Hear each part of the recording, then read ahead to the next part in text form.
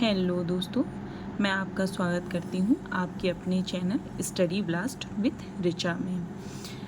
आज मैं आपके लिए लाई हूँ कॉन्स्टिट्यूशन ऑफ इंडिया का 5th पार्ट, जिसमें है संघ सूची, राज्य सूची और संवर्तीय सूची। यह यूपी टेट 2026 के लिए मोस्ट इम्पॉर्टेंट है। संघ सूची राष्ट्रीय महत्व से संबंधित विषयों को संघ सूची में सम्मिलित किया जाता है। जो राष्ट्रीय महत्व से संबंधित सूचियां हैं, विषय हैं, उनको संघ सूची में सम्मिलित किया जाता है। इन विषयों से संबंधित कानून बनाने का अधिकार संसद को प्रदान किया गया है। इन विषयों से संबंधित कानून बनाने का अधिकार किसको प्रदान किया गया है? याद रखिएगा, ये इम्पॉर्टेंट है। किसको प्रदान किया गया है? संसद को प्रदान किया गया है। संविधान लागू होने के समय इसके अंतर्गत 97 विषय थे। कितने विषय थे? 97 विषय थे, परंतु वर्तमान में 100 विषय हैं, जैसे भारत की रक्षा, विदेशी कार्य, वायुमार्ग, करेंसी, सिक्का, रेल। याद रखिएगा, पूछा जा सकता है। रेल किस सूची में आती है? बैंक किस सूची में आता है? टेलीफोन किस सूची में आता है? डाक किस सूची में आता है? तार किस सूची में आता है? तो ये सब किस सूची में आते हैं? संघ की सूची में आते हैं। नेक्स्ट है राज्य सूची। क्षेत्रीय महत्व से संबंधित विषयों को वरीयता देते हुए संविधान द्वारा कानून बनाने का अधिकार राज्य विधानमंडल को प्रदान किया गया है। किसको प्रदान किया गया है? राज्य विधानमंडल को। वर्तमान समय में राज्य सूची में कितने विषय हैं? 59 विषय हैं। कितने सब्जेक्ट हैं? 59।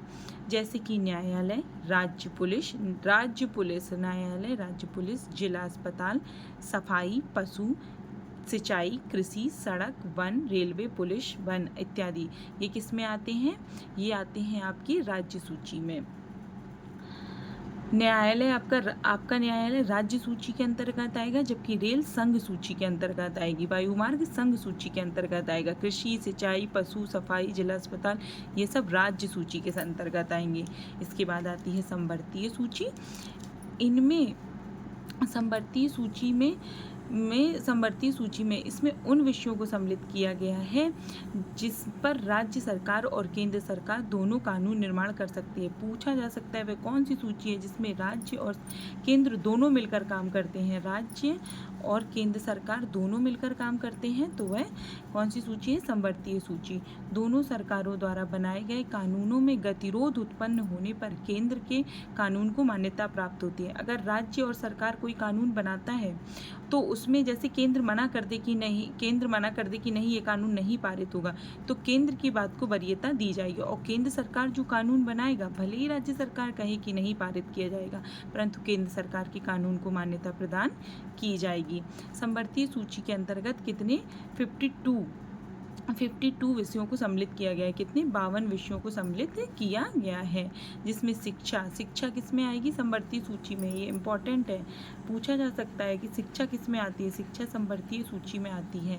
दीवान एवं फौजदारी, मुकदमे, श्रम कल्याण, कारखाने, समाचार पत्र, वन, आर्थिक एवं सामाजिक नियोजन, प्रदूषण नियंत्रण, परिवार नियोजन, बांट माप इत्यादि किस में आते हैं? यह सब संवर्तीय सूची के अंतर्गत आते हैं।